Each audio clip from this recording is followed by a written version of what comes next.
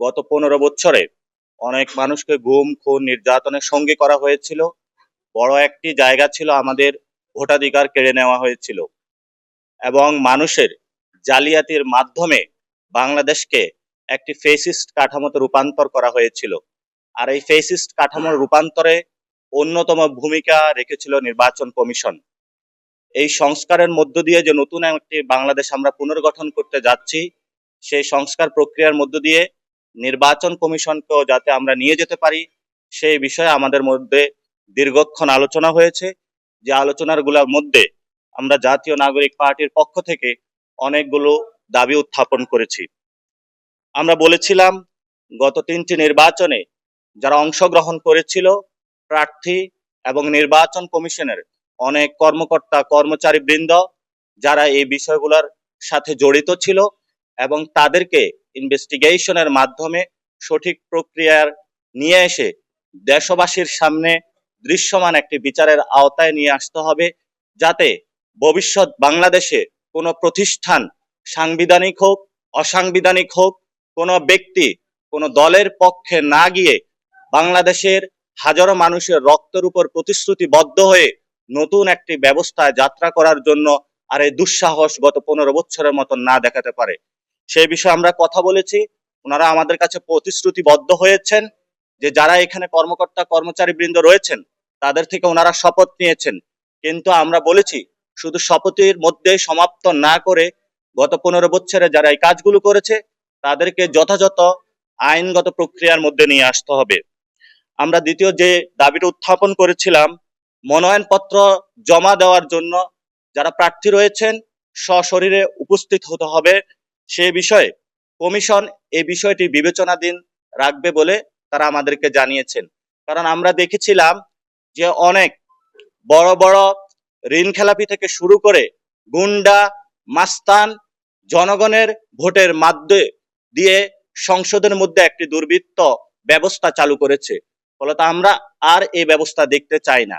আমরা দেখতে চাই গ্রামের মসজিদের ইমাম, স্কুল শিক্ষক যারা কোনো ধরনের টাকার বাণিজ্যের সাথে ছিল না, যারা এই পচা গলা সমাজের সাথে রিলেটেড ছিল না, সমাজের সুন্দর মানুষগুলো যাতে পার্লামেন্টে গিয়ে জনপ্রতিনিধি হয়ে ভবিষ্যৎ বাংলাদেশ গঠন করতে পারে, সে ব্যবস্থা প্রণয়নে আমরা কোনো গুন্ডা মাস্তানকে পরিহার করে সশরীরে জমা দিয়ে নতুনভাবে একটি বাংলাদেশ অধ্যায় রচনা করার জন্য তাদের কাছে দাবি জানিয়েছি।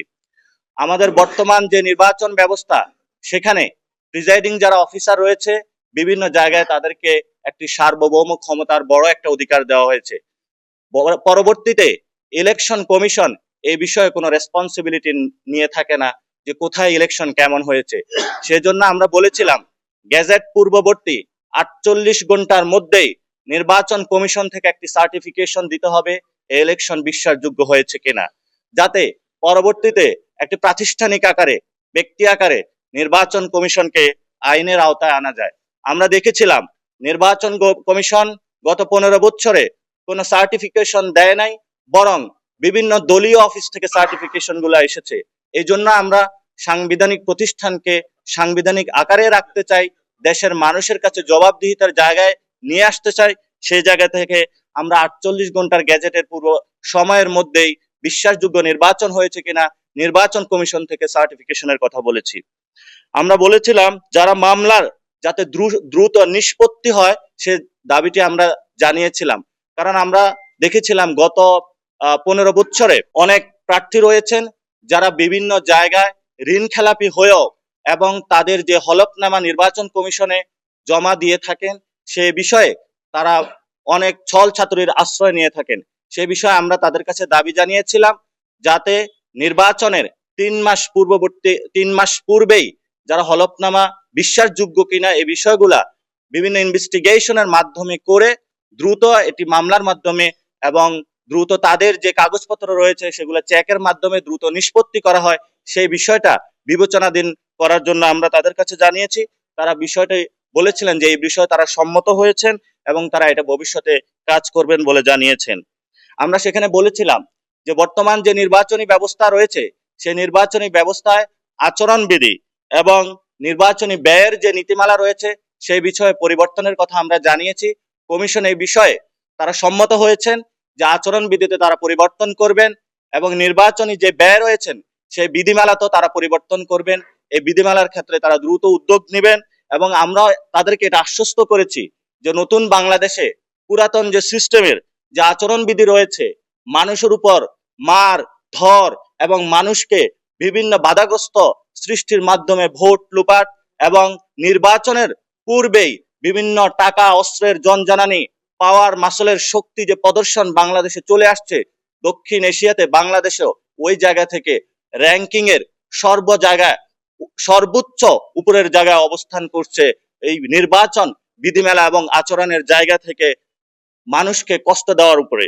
সে জায়গা থেকে আমরা তাদেরকে বলেছিলাম যে ভবিষ্যৎ বাংলাদেশে আমরা এই ধরনের পুরাতন সিস্টেমের আচরণবিধি, পুরাতন সিস্টেমের যে নির্বাচনী ব্যয়ের যে সিস্টেমটা রয়েছে, যে প্রত্যেক ব্যক্তি প্রার্থী যারা রয়েছেন, দল যারা রয়েছেন আনলিমিটেড ভাবে ব্যয় করে থাকে এবং বাংলাদেশে যে ভোটারদেরকে ক্রয়ের মাধ্যমে যে মানুষের ভোটাধিকার যে কেড়ে নেওয়ার যে সিস্টেম সেদিকে বের হয়ে আসার জন্য তারা এ বিষয়ে বিবেচনাধীন এবং তারা কাজ শুরু করেছেন এবং তারা সুন্দর একটি বাংলাদেশের মানুষের কাছে গণ অভ্যুত্থান পরবর্তী ইলেকশন উপহার দেওয়ার জন্য বিষয়ে সম্মত হয়েছেন।